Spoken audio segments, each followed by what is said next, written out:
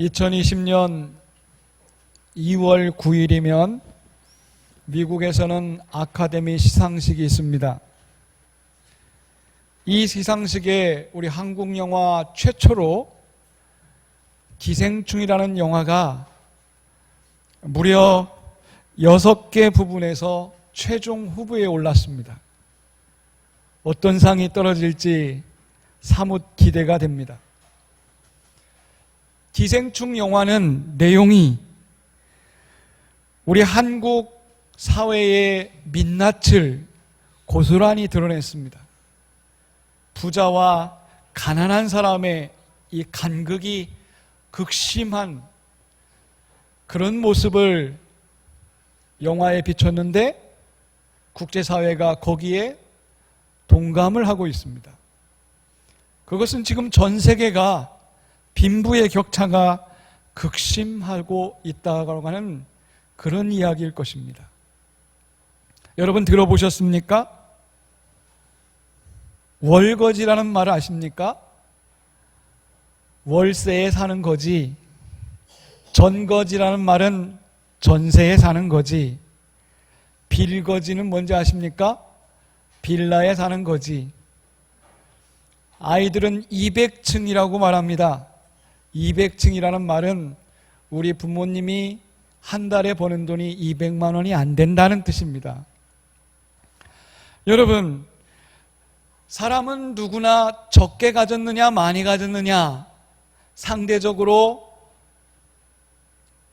따지고 많이 갖건 적게 갖건 그거를 논하기 시작합니다. 그러면 많다 적다는 어떻게 알 수 있을까요? 그걸 사람들은 평균을 내서 평균치 이하면 적은 거고 평균치 이상이면 많은 것으로 이렇게 생각을 합니다. 우리 예수님은 어떠셨을까요? 우리 인간들처럼 많고 적음을 예수님도 그렇게 보셨을까요? 우리 예수님은 창조주이십니다.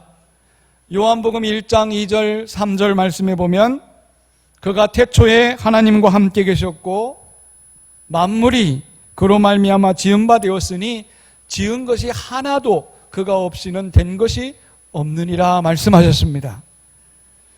창조주 하나님께서는 많고 적음이 중요하지 않습니다. 하나님은 양적인 걸 따지지 않습니다. 있는 모습 그대로 하나님에게는 모든 것이 가능합니다. 요한복음에 나타난 예수님의 기적 몇 가지 중에서 첫 번째 기적이 뭡니까? 물로 포도주를 만든 것입니다. 여러분, 물로 포도주를 만들 때 그 양에는 변함이 없었습니다. 양적인 것은 똑같았지만 질적인 것이 새롭게 창조됐습니다. 오병이의 사건은 양적인 적은 것이 많은 것을 만들어냈습니다. 그래서 양적인 창조라고 합니다. 하나님에게는 질적이든 양적이든 그 변화에 하나님은 새 창조를 하시고 있다라고 하는 겁니다. 오늘 우리에게도 똑같이 창조주 하나님은 내가 많건 적건 그걸 따지지 않습니다. 있는 모습 거기에서 새로운 것을 만들어내시는 분인 줄로 믿으시기 바랍니다. 따라서 여러분, 내가 가진 것이 무엇인가? 사실은 이게 중요하지 않습니다. 여러분, 지금 우리 스스로를 생각해 보십시오. 여러분이 가진 것이 맹물입니까? 여러분이 가진 것이 참 작습니까? 그렇다면 그것을 주님께 한번 들려주십시오. 주님께 내어드려 보십시오. 그러면 그때부터 주님은 그것을 통해서 역사를 일으키시는 것입니다. 5,000명이 모였는데 꼬마아이, 작은 아이가 도시락 하나를 갖고 왔습니다. 그 도시락에는 물고기 튀긴 거 2마리, 그리고 엄마가 손으로 뭉쳐준 떡 5덩이, 이게 전부였습니다. 아이가 가진 것은 별 볼 일 없었습니다. 예수님의 제자 안드레가 볼 때에도 이 아이가 가진 것은 별게 아니기 때문에 무시하는 경향을 보이고 있습니다. 여러분, 가끔 목회자인 저도 그런 생각에 빠질 때가 있습니다. 지금보다 환경이 조금 더 좋았더라면, 이런 생각을 해봅니다. 어떤 때는 삶에 여유가 좀 있었으면 하는 그런 생각도 해봅니다.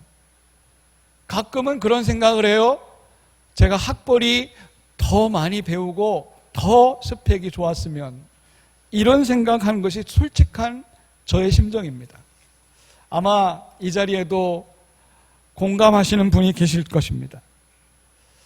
그러나 여러분 기억하십시오. 상황을 지배하지 못하면 상황이 우리를 지배하게 됩니다. 성도 여러분, 우리는 상황을 지배하시기를 축복합니다. 예수님은 상황을 지배하신 분이었습니다. 예수님에게는 어떠한 상황이 벌어져도 그 상황에서 우리가 어떤 태도를 가져야 되느냐, 예수님은 친히 보여주셨습니다. 어떤 태도일까요? 감사하는 마음입니다. 어떤 상황에도 감사하는 마음을 가져라.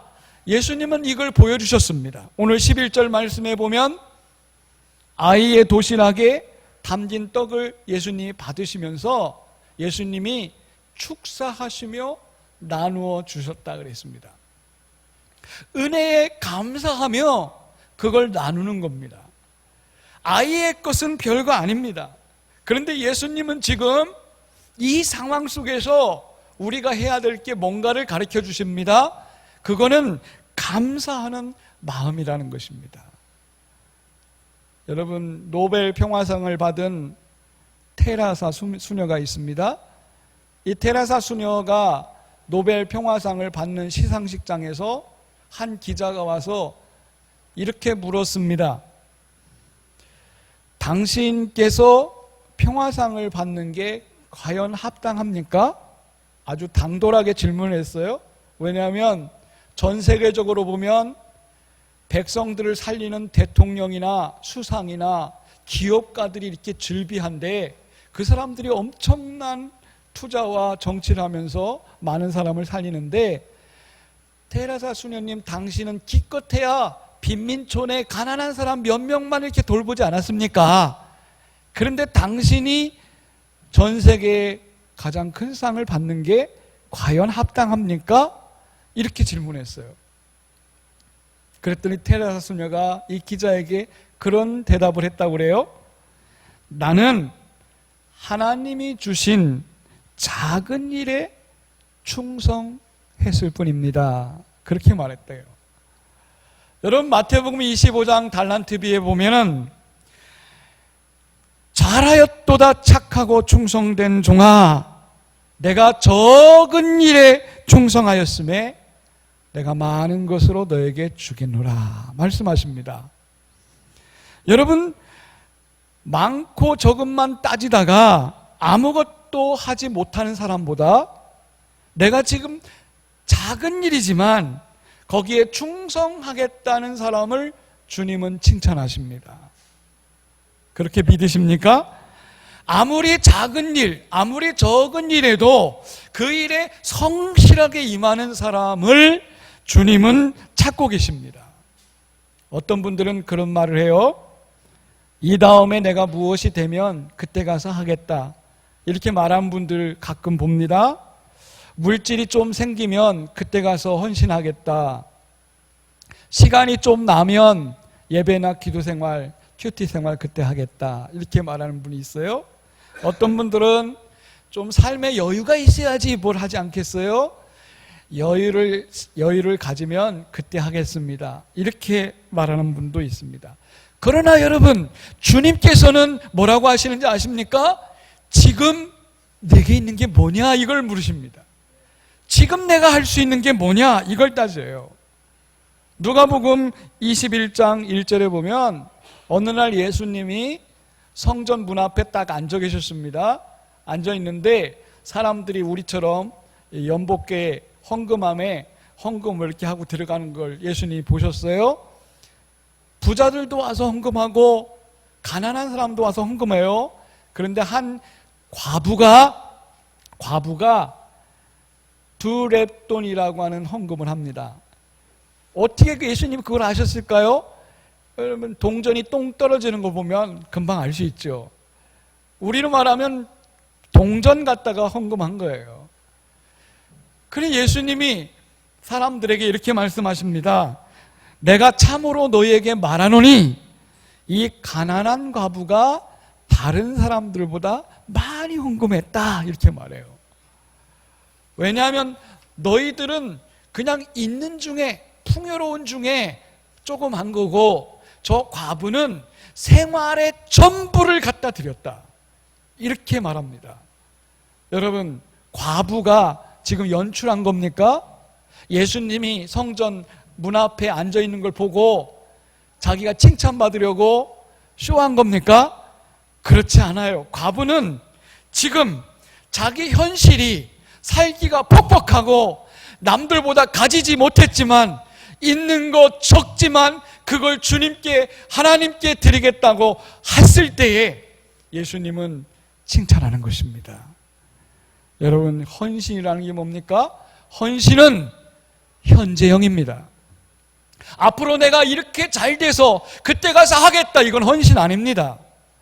진정한 헌신은 지금 있는 그 모습 그대로 하나님께 드리겠습니다. 과부 같은 그 심정이 헌신하는 거예요. 그때 예수님이 칭찬하는 겁니다. 성도 여러분, 영혼을 살리는 일에 헌신하시기를 축복합니다. 여러분, 무엇보다도 중요한 것은 영혼을 살리는 일에 여러분 헌신하십시오. 여러분, 그것은 내가 가진 것이 부족하고 작은 것이지만 내가 현재 드리게 되면 한 영혼을 살리는 일에 사용될 수 있습니다. 하나님께서 우리를 왜 부르셨을까요? 굳이 이유를 달자면 복음을 증거하라고 우리를 불렀습니다. 아멘 하시면, 동의하시면 아멘 하십시오. 복음을 위해서 살라는 거예요. 여러분, 복음을 전하는 일에 하나님이 자격증을 물으십니까? 여러분, 라이센스 없어도 우리는 하나님이 복음 전환합니다. 복음을 전하는 일에 여러분의 스펙을 따집니까? 안 따집니다. 복음을 전하는 일에 여러분의 부유함을 따집니까? 안 따집니다. 하나님은 엄청난 것을 우리에게 요구하지 않습니다. 있는 모습 그대로 그저 말씀에 순종하고 충성하기를 바라십니다. 그것이 순종하는 그런 모습이 헌신인 것입니다. 제가 얼마 전에 천안 동산교회에서 우리 목사님들 모임에 참여했는데 그 교회 목사님이 건물을 새로 싹 짓고 이제 초대해서 예배를 드리는 중에 제가 은혜를 많이 받고 왔습니다. 우리 교회에서 전도사로 잠깐 있던 김경미 목사가 거기서 사역을 해요. 그런데 그날 설교에 목사님이 그런 얘기를 하더라고요. 그분이 금산 부리면 경당교회 출신이거든요. 시골에서 가난하고 없이 살고 배우지도 못했고 모든 것이 자기는 조건이 안 맞는데 하나님이 자기를 목사로 세우신 이유가 뭘까 늘 궁금했는데 어느 날 설교하다가 한 성도가 예배당에 나가다가 목사님한테 문자를 보냈대요. 그 문자에 목사된 보람이 이거구나, 그런 생각을 했다는 거예요. 뭐라고 문자가 왔냐면, 목사님, 제가 더 이상 견딜 수가 없어서 오늘 마지막 예배를 드리고 자살하려고 마음먹고 왔습니다. 그런데 목사님 전하는 말씀을 듣다가 감동이 돼서 다시 잘 살아보자 라는 생각을 품게 됐습니다. 목사님 감사합니다. 이렇게 문자가 왔더래요. 그 문자를 받고 자기처럼 가진 거 없고 배운 거 없고 그렇게 미약한 사람을 목사로 하나님이 왜 세웠을까? 복음을 전함으로 생명을 살리라고 세웠구나, 그 생각을 느꼈다는 것입니다. 성도 여러분, 우리 자신을 보면 우리 자신이 어떻습니까? 참 약하고 보잘것없고 별 볼 일 없을 수도 있습니다. 그러나 하나님이 우리를 왜 불렀을까? 여러분, 헌신하시기를 축복합니다. 오늘날 중국이 세계 경제 대국 2번째 올랐습니다. 중국을 무시하지 못합니다. 거기에는 1978년에 경제 개혁을 일으킨, 우리로 말하면 등소평이라는 그런 사람이 있습니다. 여러분 잘 아실 거예요. 등소평. 이 중국에서는 덩샤오핑이라고 하는데, 이분이 키가 150cm예요. 150이에요. 몸무게는 60 정도밖에 안 나가는 아주 작은 외소입니다. 여러분 화면에서 보셔서 아실 거예요. 아주 땅딸맞게 작은 체구예요. 그런데 이분이 지도자가 되면서 공산당이 집권하지만 중국이 살 길은 경제를 개혁해야겠다. 개방하고 개혁해야 되겠다 해서 그 정치를 발휘했습니다. 그때 전 세계 사람들이 깜짝 놀랐어요. 중국 저러다가 완전히 폭망하겠다. 만약 중국 저렇게 자신감 있게 하는데 중국 저거 위험하다라고 외국 사람들이 등소평에 그렇게 할 때 이 등소평이 이런 유머를 했습니다. 만약에 중국이 실패해서 한울이 무너지는 일이 있으면 그 한울을 떠받칠 사람들은 당신들이니 나는 걱정 없어. 키가 하도 작으니까 서양인 니네가 그 한울 떠받칠 거니까 우리는 개혁한다. 그래서 중국이 개혁한 거예요. 여러분, 자기의 단점인 키가 작은 걸 가지고 얼마나 유머스럽게 얘기를 합니까? 하나님을 알지 못하는 사람들도 이렇게 긍정적으로 사는 마인드가 있어요. 하물며 여러분, 우리는 어떻습니까? 우리는 하나님 아버지, 창조주 하나님을 믿고 있습니다. 여러분, 그렇다면 우리의 생각은 어떠해야 될까요? 여러분, 자신감 가지시기를 축복합니다. 제가 어릴 때 동네에 시장에 장이 있으면 공연하는 극단이 들어와요. 공연하는 극단이. 옛날에는 TV도 없었으니까 이 극단이 들어오면 아버지 따라 시장 나가면요, 벌써 사람들이 밀집해가지고 이 공연을 잘 못 보면 아버지가 어깨에다가 저를 탁 올립니다. 예, 아마 제 기억으로는 우리 꼬맹이 은규 같은 그런 시절부터 기억이 나는 것 같아요. 그럼 아버지가 여기 딱 올리면 아버지 눈높이보다 저는 더 위에서 공연을 봐요. 예? 이런 그 무등을 태우잖아요. 여러분 상상해 보십시오. 여러분들이 거인의 어깨에 올랐다고 생각해 보세요. 시야가 쫙 넓어지는 겁니다. 예? 우리 사이가 키가 큰데 2세가 나면 아주 더 높이 볼 것 같아요. 여러분, 우리는요, 예수님 어깨에 올라타서 세상을 보는 사람들입니다. 우리에게는 영안이 있는 거예요. 그 영안으로 세상을 바라보는 거예요. 그러면 더 멀리 보고 더 많은 것을 볼 수 있도록 우리가 주님의 어깨에 올라 있습니다. 너희는 내가 한 것보다 더 많은 일을 하리라고 주님 말씀하셨지 않습니까? 그러면 우리는요, 이미 주님의 어깨에 탄 사람들입니다. 믿으십니까? 그러면 여러분, 우리가 영안을 뜨고 세상을 바라봐야 돼요.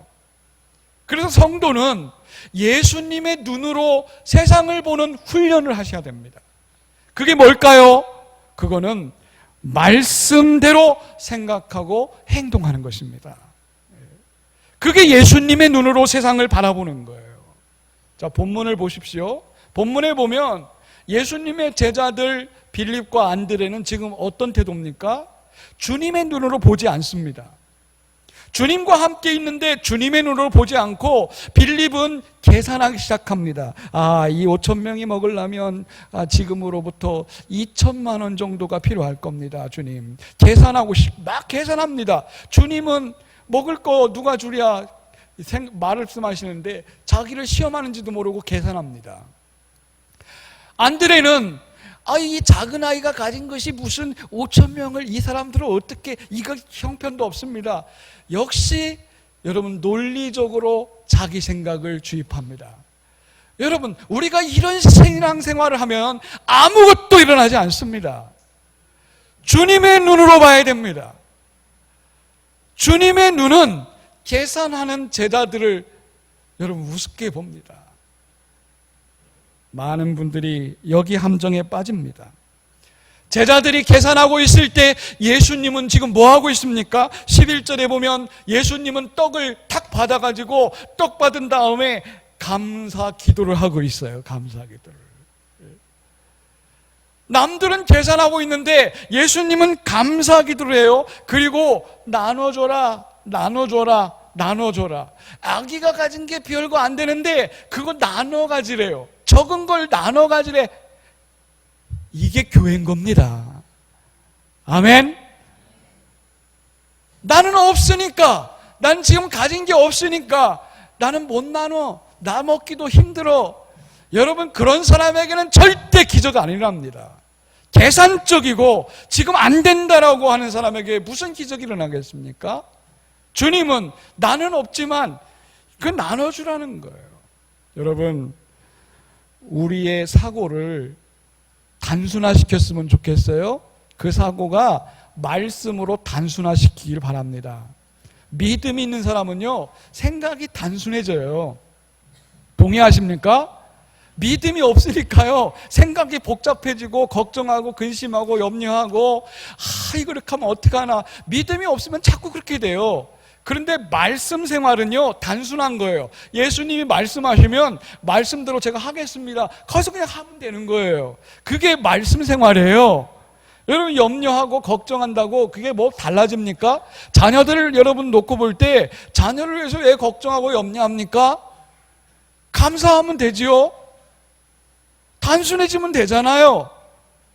말씀 믿고 내 자녀 하나님이 책임질 거다, 하나님의 자녀니 하나님 것이 될 것이다. 여러분, 단순하게 생각 왜 못합니까? 내가 어떻게 해보려고 하니까 문제가 되는 거지요. 예?